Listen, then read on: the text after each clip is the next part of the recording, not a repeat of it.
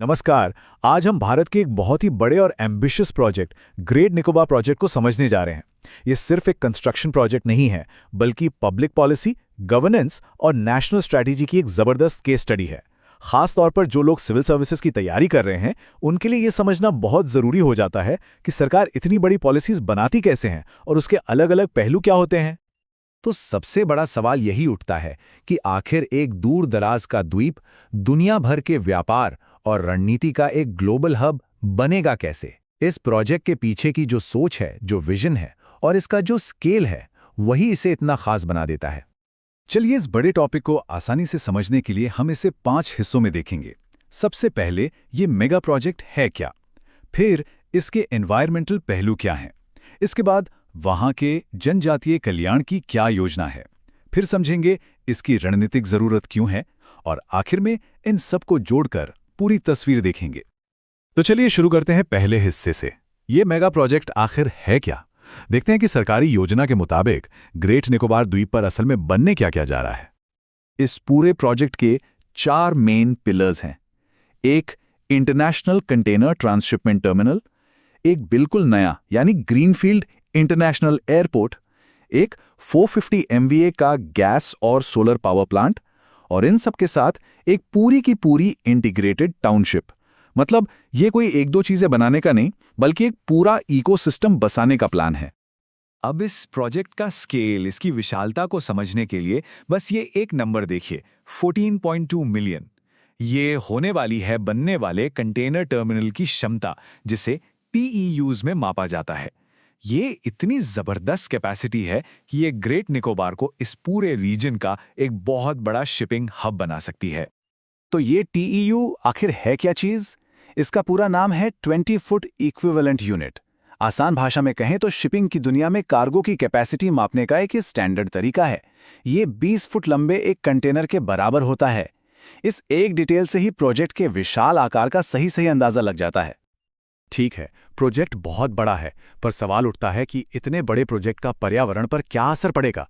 यहीं से शुरू होता है हमारा दूसरा हिस्सा, इसका एनवायरमेंटल ब्लूप्रिंट। चलिए देखते हैं कि सरकारी योजना में पर्यावरण से जुड़ी चिंताओं को लेकर क्या कहा गया है। सरकारी योजना के हिसाब से इस प्रोजेक्ट के लिए जो जंगल की जमीन ली जा रही है, वो पूरे अंडमान और निकोबार द्वीप समूह के कुल जंगल क्षेत्र का सिर्फ 1.82% है। ये आंकड़ा हमें प्रोजेक्ट के असर को एक बड़े पर्सपेक्टिव में देखने में मदद करता है। अब बात करते हैं पेड़ों की। ऑफिशियल फिगर्स को देखें तो जिस इलाके में प्रोजेक्ट बन रहा है, वहां करीब 18.65 लाख पेड़ हैं। लेकिन उनमें से जो काटने की योजना है, वो मैक्सिमम 7.11 लाख पेड़ों की है, यानी उस इलाके के आधे से भी कम पे। और यहां एक काफी इंटरेस्टिंग, बल्कि थोड़ी हैरान करने वाली जानकारी सामने आती है। इस प्रोजेक्ट के बदले में जो नए पेड़ लगाए जाएंगे, जिसे कॉम्पेंसेटरी एफोरेस्टेशन कहते हैं, वो हरियाणा में लगाने का प्लान है। अब ऐसा मुमकिन इसलिए है क्योंकि हमारा वन संरक्षण अधिनियम इसकी इजाजत देता है, खासकर तब जब किसी राज्य में पहले से ही 75% से ज्यादा जंगल हों। विकास की बात हो और वहां रहने वाले लोगों की ना हो, ऐसा तो हो नहीं सकता। ये हमें लाता है तीसरे और बहुत ही जरूरी हिस्से पर, जनजातीय कल्याण योजना। यहां हम ये देखेंगे कि द्वीप के जो मूल जनजातीय समूह हैं, खासकर PVTGs, उनकी सुरक्षा के लिए क्या योजना बनाई गई है। तो सबसे पहले ये PVTGs का मतलब समझ लेते हैं। ये एक सरकारी क्लासिफिकेशन है जो उन खास जनजातीय समूहों के लिए है जिनकी आबादी घट रही है, लिटरेसी कम है और जो पुरानी तकनीक पर निर्भर हैं। शोम्पेन और निकोबारी जनजातियों से जुड़ी पॉलिसीज को समझने के लिए ये जानना बहुत जरूरी है। अब इस टेबल में ऑफिशियल फिगर्स को देखते हैं। प्रोजेक्ट के लिए करीब 7-3 स्क्वायर किलोमीटर का इलाका ट्राइबल रिजर्व से हटाया जा रहा है, लेकिन बदले में करीब 77 स्क्वायर किलोमीटर नया एरिया रिजर्व में जोड़ा भी जा रहा है। इसका मतलब यह है कि आखिर में जो ट्राइबल रिजर्व एरिया है, वो असल में घटेगा नहीं, बल्कि लगभग 4 स्क्वायर किलोमीटर बढ़ जाएगा। सरकारी योजना में इन इंडिजिनस कम्युनिटीज की सुरक्षा के लिए कई बड़े उपाय बताए गए हैं। जैसे ये साफ साफ कहा गया है कि किसी भी जनजातीय बस्ती को उनकी जगह से नहीं हटाया जाएगा। 2015 की शोम्पेन नीति का पालन किया जाएगा, ट्राइबल एक्सपर्ट से सलाह ली जाएगी और इन सब पर नजर रखने के लिए एक डेडिकेटेड कमिटी भी बनाई जाएगी। अच्छा, हमने क्या और कैसे तो समझ लिया, पर सबसे बड़ा सवाल आता है, क्यों? आखिर ये प्रोजेक्ट इतना जरूरी क्यों है? यही है हमारा चौथा भाग, द स्ट्रेटेजिक इम्पेरेटिव। चलिए समझते हैं कि देश के लिए यह प्रोजेक्ट इतना अहम क्यों माना जा रहा है। सरकार के जो बताए गए रणनीतिक लक्ष्य हैं वो बिल्कुल साफ हैं। हिंद महासागर क्षेत्र में एक बड़ा हब बनना, पूरे इलाके के विकास में तेजी लाना, रोजगार के नए मौके पैदा करना और भारत की आर्थिक और सामरिक यानी इकोनॉमिक एंड डिफेंस दोनों ही स्थिति को मजबूत करना। यही लक्ष्य इस पूरे ग्रेट निकोबार प्रोजेक्ट की नींव है। तो अब इन सभी पहलुओं को एक साथ जोड़कर देखते हैं। ये हमें लाता है हमारे आखिरी भाग पर, पूरी तस्वीर। यहां हम ये समझेंगे कि ये प्रोजेक्ट असल में कई अलग अलग राष्ट्रीय जरूरतों के बीच एक बैलेंस बनाने की कोशिश कैसे है। भूपेंद्र यादव का ये बयान सरकार के ऑफिशियल तर्क को एकदम सटीक तरीके से हमारे सामने रखता है। उनके मुताबिक ये प्रोजेक्ट रोजगार पैदा करने को देश की जरूरी सुरक्षा प्राथमिकताओं के साथ संतुलित करता है, जिससे भारत के लॉन्ग टर्म स्ट्रैटेजिक और डेवलपमेंटल हितों को फायदा होगा। तो आखिर में सवाल यही बचता है, क्या ये प्रोजेक्ट सस्टेनेबल डेवलपमेंट का एक नया मॉडल है या इसे जमीन पर उतारना, इसका एग्जीक्यूशन एक बहुत बड़ी चुनौती होगी? ये केस स्टडी हमें दिखाती है कि कैसे विकास, पर्यावरण, समाज और राष्ट्रीय सुरक्षा को एक ही पॉलिसी में साधने की कोशिश की जाती है। किसी भी पॉलिसी एनालिस्ट या पब्लिक पॉलिसी को समझने वाले के लिए इस पर विचार करना बहुत जरूरी है। सोचिए, अगर भारत में अच्छी क्वालिटी का इलाज लाखों लोगों के लिए सस्ता और आसान हो जाए तो? जी हां, ऐसा हो सकता है, क्योंकि सरकार ने हेल्थ केयर सेक्टर के लिए एक बहुत बड़े जीएसटी सुधार का ऐलान किया है। और ये सिर्फ टैक्स में कोई छोटा मोटा बदलाव नहीं है, बल्कि एक ऐसी पहल है जो हमारे देश में हेल्थ केयर का पूरा समीकरण बदल सकती है। तो चलिए इसे और गहराई से समझते हैं। तो इस पूरे बदलाव को समझने के लिए हम इसे 6 हिस्सों में देखेंगे। सबसे पहले हम ये जानेंगे कि आखिर इस सुधार की जरूरत ही क्यों पड़ी। फिर हम देखेंगे कि असल में क्या बदलाव किए गए हैं, इसका हम जैसे आम परिवारों और हेल्थ इंडस्ट्री पर क्या असर होगा। क्या ये सिर्फ इलाज की बात है या फिर ये हमें स्वस्थ रहने के लिए भी बढ़ावा देता है। और सबसे आखिर में हम ये कैसे तय करेंगे कि ये पॉलिसी कामयाब हुई या नहीं। चलिए शुरू करते हैं। ठीक है, तो चलिए सबसे पहले जड़ तक चलते हैं। आखिर इन सुधारों की जरूरत पड़ी ही क्यों? देखिए, भारत में हेल्थ केयर का खर्च और उसकी पहुंच ये हमेशा से एक बहुत बड़ी चुनौती रही है। इस समस्या की एक बड़ी वजह है इंश्योरेंस कवरेज की कमी। भारत में बीमा की पहुंच हमारी जीडीपी का सिर्फ 3.7% है, जबकि दुनिया का औसत 6.8% है। अब ये जो बड़ा गैप है ना, इसका सीधा सा मतलब ये है कि जब कोई बीमार पड़ता है तो ज़्यादातर खर्चा उसे अपनी जेब से करना पड़ता है। और यही वो वजह है जिससे कई परिवार एक मेडिकल इमरजेंसी के बाद ही मुश्किल में पड़ जाते हैं। तो इस बड़ी चुनौती का सामना करने के लिए सरकार क्या लेकर आई है? जवाब है ये नए जीएसटी सुधार। और मैं फिर कह रहा हूं, ये कोई छोटा मोटा बदलाव नहीं, बल्कि एक बहुत बड़ा और सोचा समझा नीतिगत कदम है।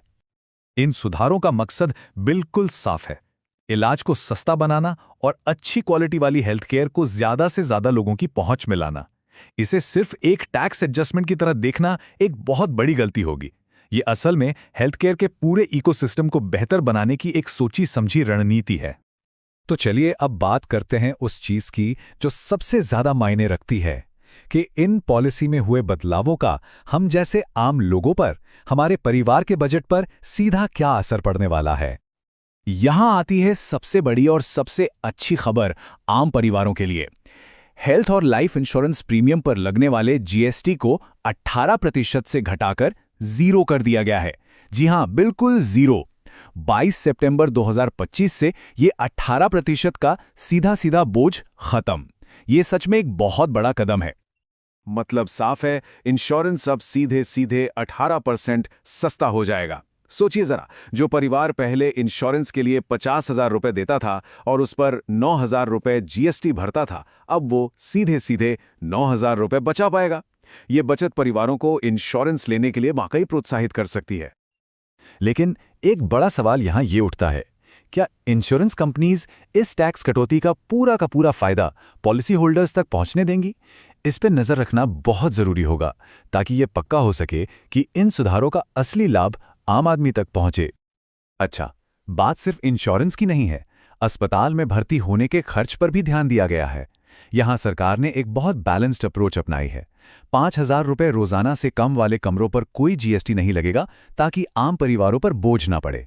लेकिन सबसे बड़ी राहत यह है कि आईसीयू, सीसीयू जैसी सभी क्रिटिकल केयर यूनिट्स को जीएसटी से पूरी तरह बाहर रखा गया है, क्योंकि जब कोई गंभीर रूप से बीमार हो तो खर्च की चिंता सबसे आखिरी चीज होनी चाहिए। तो ये तो हुई मरीजों की बात, लेकिन सिक्के का दूसरा पहलू भी तो है, मतलब अस्पताल, लैब्स और दवा बनाने वाली कंपनियां। इन सुधारों से उनके लिए क्या बदल रहा है? या तो आप देखिए, लगभग हर जरूरी चीज पर टैक्स घटाया गया है। जीवन बचाने वाली दवाओं पर अब 0 जीएसटी लगेगा। सीटी स्कैन जैसी महंगी मशीनों पर टैक्स 18% से घटाकर सिर्फ 5% कर दिया गया है। डायग्नोस्टिक किट्स पर भी टैक्स 12% से घटकर 5% हो गया है। इसका सीधा मतलब है कि अस्पतालों और लैब्स के लिए अपना सामान और मशीनें खरीदना सस्ता हो जाएगा। और इसका असर हम तक कैसे पहुंचेगा? देखिए, जब लैब्स का अपना खर्चा कम होगा तो उम्मीद है कि वो इस बचत का फायदा मरीजों को भी देंगे। इसका नतीजा ये हो सकता है कि ब्लड टेस्ट, एक्सरे और एमआरआई जैसे आम टेस्ट सस्ते हो जाएं। लेकिन ये पूरी पॉलिसी सिर्फ बीमार होने के बाद के इलाज के बारे में नहीं है, और शायद यही इसका सबसे स्मार्ट हिस्सा है। ये लोगों को बीमार होने से बचाने के बारे में भी है। इसके लिए सरकार ने एक डबल स्ट्रैटेजी अपनाई है। एक तरफ सरकार हेल्दी लाइफस्टाइल को सस्ता बना रही है। जिम, फिटनेस सेंटर और योगा स्टूडियो पर जीएसटी 18% से घटाकर 5% कर दिया गया है। यहां तक कि साबुन, शैम्पू जैसी रोजमर्रा की चीजों पर भी टैक्स कम हुआ है। ये सब मिलकर एक स्वस्थ जीवन को थोड़ा और आसान बनाते हैं। और दूसरी तरफ, जो चीजें सेहत के लिए अच्छी नहीं है, उन्हें महंगा किया जा रहा है। मीठे पेय पदार्थों, मतलब शुगरी ड्रिंक्स पर एक नया 40% का सिन गुड्स टैक्स लगाया गया है। 40%! ये एक बहुत साफ संकेत है कि सरकार लोगों को हेल्दी चॉइस लेने के लिए प्रेरित करना चाहती है। ये रणनीति आपको जानी पहचानी लग रही होगी। बिल्कुल, सिगरेट पर लगने वाले भारी टैक्स की तरह। पब्लिक पॉलिसी की भाषा में इसे सिन टैक्स कहते हैं, और ये लोगों को हेल्दी आदतें अपनाने के लिए प्रेरित करने का एक आजमाया हुआ तरीका है। ये एक बड़ी पब्लिक हेल्थ स्ट्रैटेजी का हिस्सा है। तो ठीक है, बदलाव तो बहुत सारे हो गए, लेकिन आखिर में सवाल यही है कि हम इसकी सफलता को नापेंगे कैसे? सिर्फ टैक्स कलेक्शन के आंकड़ों से तो नहीं। ये समझना बहुत जरूरी है कि ये जीएसटी में फेरबदल कोई अकेली घटना नहीं है। ये देश के एक बड़े विजन, विकसित भारत 2047 का एक अहम हिस्सा है। ये सुधार एक ऐसा बुनियादी ढांचा तैयार कर रहे हैं जो पूरी हेल्थ केयर चेन को मजबूत करेगा। और शायद इस पूरी कोशिश का सार इस एक बात में छिपा है। आखिर में कामयाबी का पैमाना सरकारी खजाने में इजाफा नहीं होगा, बल्कि इस बात से होगा कि कितने लोगों की सेहत बेहतर हुई, कितने जीवन बचाए गए। तो असली कामयाबी इन चीजों में दिखेगी। क्या वाकई ज्यादा लोगों तक इलाज पहुंच रहा है? क्या लोग जिम और योगा जैसी प्रिवेंटिव सर्विसेज को अपना रहे हैं? क्या हेल्थ केयर सिस्टम में लोगों का भरोसा बढ़ रहा है? और सबसे जरूरी, क्या इन सब की वजह से जानें बच रही हैं? तो सरकार ने एक नींव तो रख दी है, एक ढांचा तैयार है, लेकिन असली काम तो अब शुरू होता है। अब सोचने वाला सवाल ये है, इस शानदार शुरुआत को एक सफल अंजाम तक पहुंचाने के लिए अगला कदम क्या होना चाहिए? चलिए आज एक बहुत ही जरूरी संपादकीय का विश्लेषण करते हैं। यह विषय वेस्ट एशिया में हाल ही में हुई एक घटना और उसके भू राजनीतिक असर के बारे में है। सिविल सर्विसेज एग्जाम के लिहाज से, खासकर इंटरनेशनल रिलेशंस के नजरिए से, ये टॉपिक बहुत ही अहम है। इस विश्लेषण की शुरुआत करने के लिए संपादकीय का एक बहुत ही पावरफुल कोट है, क्षेत्रीय संघर्ष का एक लापरवाह विस्तार। सिर्फ ये एक लाइन ही कतर पर हुए इजरायली हमले की गंभीरता को बताने के लिए काफी है। मतलब ये कोई छोटी मोटी घटना नहीं है, ये एक बहुत बड़े और कहना चाहिए कि एक खतरनाक पैटर्न का हिस्सा है। तो इसके गहरे असर को समझने से पहले सबसे पहले ये समझना जरूरी है कि आखिर 9 सितंबर को हुआ क्या था। चलिए इस हमले की एक एक परत को खोलकर देखते हैं। तो हुआ ये, 9 सितंबर को इजरायली जेट्स ने कतर के अंदर हमास के कुछ नेताओं को टारगेट किया, और बात यहीं खत्म नहीं हुई। इसके बाद इजराइल के प्रधानमंत्री नेतन्याहू ने पब्लिकली आकर कहा, हाँ ये हमने किया है और हम इसकी पूरी जिम्मेदारी लेते हैं। मतलब साफ था, ये कोई चोरी छिपे किया गया ऑपरेशन नहीं, बल्कि एक खुली, सोची समझी मिलिट्री एक्शन थी। अब देखिए, इस हमले को अलग थलग करके देखना एक बड़ी गलती होगी। जरा इस टाइमलाइन पर नजर डालिए। अक्टूबर 2023 हमास का हमला, जून 2025 इजराइल ईरान पर स्ट्राइक करता है, और अब सितंबर 2025 कतर के अंदर हमला। साफ दिख रहा है ना, ये जो आग है ये एक जगह से दूसरी जगह फैलती जा रही है और ये एक बहुत ही खतरनाक ट्रेंड है जिसे नज़रअंदाज नहीं किया जा सकता। तो सवाल ये उठता है कि कतर पर ही हमला क्यों? ये इतना बड़ा मुद्दा क्यों बन गया? देखिए, कतर की जो पोजीशन है ना वो बहुत ही यूनिक है, बहुत ही अनोखी। एक तरफ वो इजराइल और हमास के बीच सीज फायर करवाने वाला सबसे अहम मीडिएटर है। दूसरी तरफ अमेरिका की कह सकते हैं कि एक तरह से रजामंदी से हमास की पॉलिटिकल लीडरशिप वहीं रहती है। और सबसे बड़ी बात, वेस्ट एशिया में अमेरिका का जो सबसे बड़ा मिलिट्री बेस है वो भी कतर में ही है। तो सोचिए, एक ही देश हमास का मेजबान भी है और अमेरिका का सबसे करीबी सहयोगी भी। तो इस हमले से शांति की कोशिशों को क्या खतरा पैदा हुआ? इसके डिप्लोमैटिक फॉलोआउट्स क्या हैं? चलिए अब इसको समझते हैं। यहाँ पर इंटरनेशनल रिलेशंस का एक बहुत जरूरी कॉन्सेप्ट समझना होगा, सॉवरेनिटी यानी संप्रभुता। सीधे सरल शब्दों में इसका मतलब है कि हर देश को अपने बॉर्डर्स के अंदर अपना शासन चलाने का पूरा हक है और इस हमले को इसी संप्रभुता का खुला उल्लंघन कहा गया। ये इंटरनेशनल लॉ के सबसे बुनियादी उसूलों पर सीधा हमला है। इसका जो असर हुआ है ना वो एक तरह से डोमिनो इफेक्ट जैसा है। सबसे पहला झटका तो गाजा में सीजफायर की कोशिशों को लगा है। भाई जाहिर सी बात है, जब आप बात कराने वाले पर ही हमला कर देंगे तो बातचीत का दरवाजा तो बंद होगा ही। लेकिन मामला सिर्फ यहीं तक नहीं रुका। जो अरब देशों और इजराइल के बीच रिश्ते सामान्य करने की प्रोसेस चल रही थी उसे भी एक बहुत बड़ा धक्का लगा है। अब सऊदी अरब जैसे देशों के लिए इजराइल को मान्यता देना और भी ज्यादा मुश्किल हो गया है। अब इस पूरे खेल में जो मेन प्लेयर्स हैं उनका क्या रुख रहा है, इस संघर्ष के जाल को और इसके किरदारों को समझते हैं। ये टेबल पूरी कहानी को बहुत अच्छे से समझाती है। देखिए, एक तरफ है इजराइल के नेतन्याहू। इन्होंने न सिर्फ हमले की जिम्मेदारी ली बल्कि इससे पहले सीज फायर का एक प्रस्ताव भी ठुकरा दिया था। ऐसा लगता है जैसे वो अपनी पॉलिटिकल सर्वाइवल के लिए इस जंग को खींचना चाहते हैं। फिर आता है अमेरिका। अमेरिका ने कहा तो कि वो नाखुश है, लेकिन वो अपने सबसे बड़े सहयोगी पर कोई दबाव डालने की हालत में या कहिए कि इच्छा में नहीं दिखा। और हमास, सबसे बड़ी आयरनी तो ये है कि जब ये हमला हुआ तब वो लोग एक सीज फायर प्रपोजल पर बात करने के लिए ही जमा हुए थे। चलिए अब बात करते हैं भारत की। इस पूरी कहानी में भारत का नजरिया क्या है और खाड़ी में जो कुछ भी होता है वो हमारे लिए इतना जरूरी क्यों है? ये नंबर देखिए, 80 लाख से भी ज्यादा। ये सिर्फ एक आंकड़ा नहीं है, ये खाड़ी देशों में रहने और काम करने वाले भारतीयों की संख्या है। अब आप सोचिए, जब इतने सारे भारतीय वहां हों तो उस रीजन की जरा सी भी अस्थिरता हमारे लिए सिर्फ एक विदेशी खबर नहीं रह जाती, वो हमारी घरेलू चिंता बन जाती है। ये लाखों लोगों की जिंदगी और भारत की इकोनॉमी से सीधे सीधे जुड़ा हुआ मामला है। तो ऐसे में भारत का रिस्पॉन्स क्या रहा?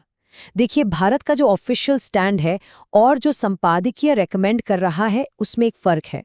भारत ने कतर की संप्रभुता के उल्लंघन की निंदा तो की, लेकिन इजराइल का नाम नहीं लिया। ये एक टिपिकल डिप्लोमैटिक बैलेंस्ड रिएक्शन है। वहीं दूसरी तरफ संपादकीय का कहना है कि भारत को और खुलकर मोर फोर्सफुली इजराइल के इस रवैये का विरोध करना चाहिए।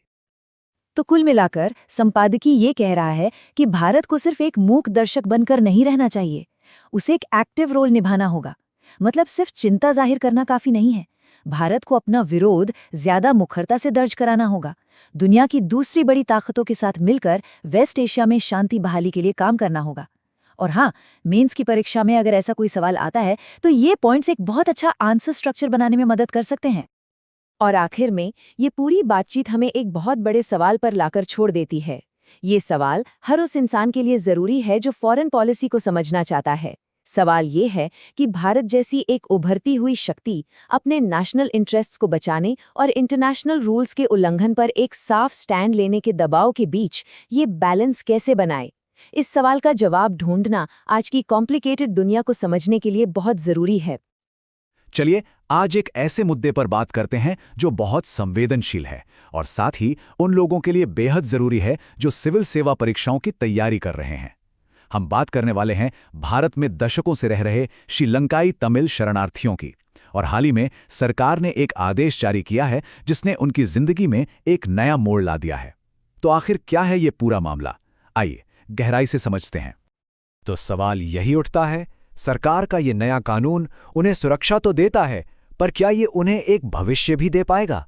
मतलब एक ऐसा आदेश जो एक तरफ तो राहत की सांस देता है, लेकिन दूसरी तरफ कई सवाल भी खड़े कर देता है। क्या ये सिर्फ एक अस्थायी राहत है या फिर एक स्थायी भविष्य की ओर पहला कदम? चलिए इसी को समझने की कोशिश करते हैं। तो सबसे पहले बात करते हैं उस सरकारी आदेश की जो दशकों के इंतजार के बाद आया है, और पहली नजर में देखें तो ये वाकई एक बहुत ही पॉजिटिव डेवलपमेंट लगता है। हुआ ये कि 1 सितंबर 2025 को यूनियन होम मिनिस्ट्री ने इस नए आदेश को नोटिफाई किया। ये आदेश असल में भारत की इमिग्रेशन पॉलिसी में कुछ बहुत जरूरी बातें साफ करता है। तो सवाल ये है कि ये आदेश आखिर करता क्या है? देखिए, आसान भाषा में समझें तो ये कुछ खास ग्रुप्स के लोगों को देश में रहने के लिए वैलिड ट्रैवल डॉक्यूमेंट्स रखने की शर्त से छूट देता है। इसमें नेपाल और भूटान के नागरिक हैं, तिब्बती शरणार्थी हैं और सबसे क्रूशियल बात, इसमें श्रीलंकाई तमिल शरणार्थियों को भी शामिल किया गया है। ये उनके लिए एक बहुत बड़ी राहत है क्योंकि अब उन्हें जबरदस्ती श्रीलंका वापस भेजे जाने का डर नहीं रहेगा।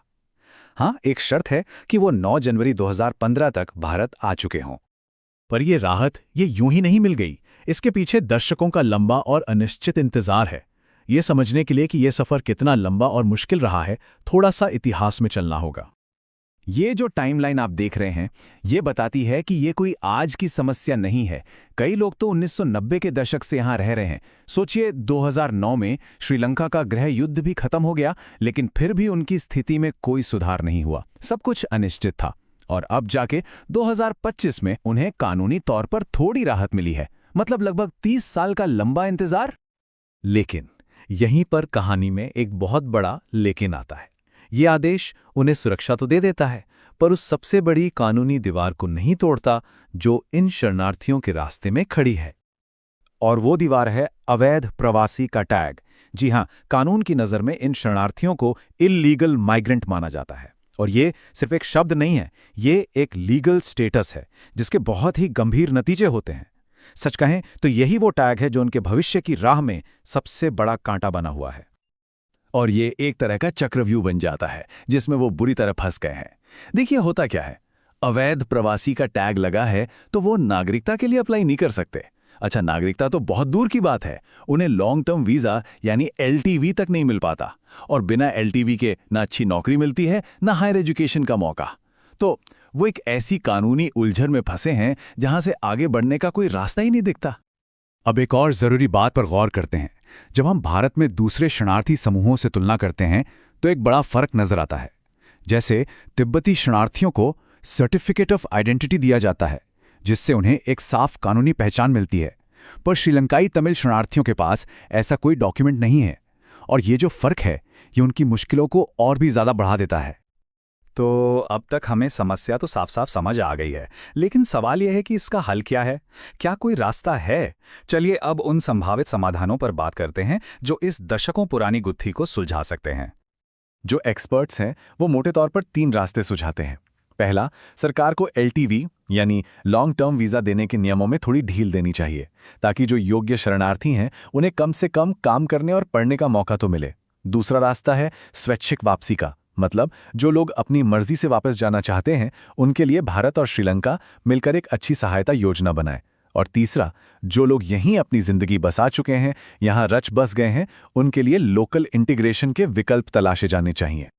और आखिर में ये पूरा मुद्दा घूम फिरकर एक बहुत ही बुनियादी सवाल पर आकर रुक जाता है। तो इस पूरी बातचीत का सार क्या है? यही कि ये जो नया आदेश आया है वो एक ढाल की तरह है। बिल्कुल, ये उन्हें जबरदस्ती वापस भेजे जाने से बचाता है, जो कि बहुत जरूरी है। लेकिन ये वो पुल नहीं है जो उन्हें एक सुरक्षित और सम्मानजनक भविष्य तक ले जाए। सुरक्षा मिलना एक बात है और एक भविष्य मिलना वो बिल्कुल दूसरी बात। और यही बात हमें इस विश्लेषण के सबसे जरूरी हिस्से पर लाती है। देखिए, कानून और नीतियां अपनी जगह हैं, पर इस मुद्दे का असली हल एक मानवीय दृष्टिकोण में ही छिपा है।